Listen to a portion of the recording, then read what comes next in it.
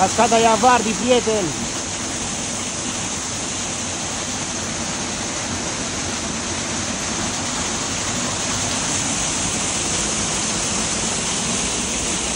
Wow!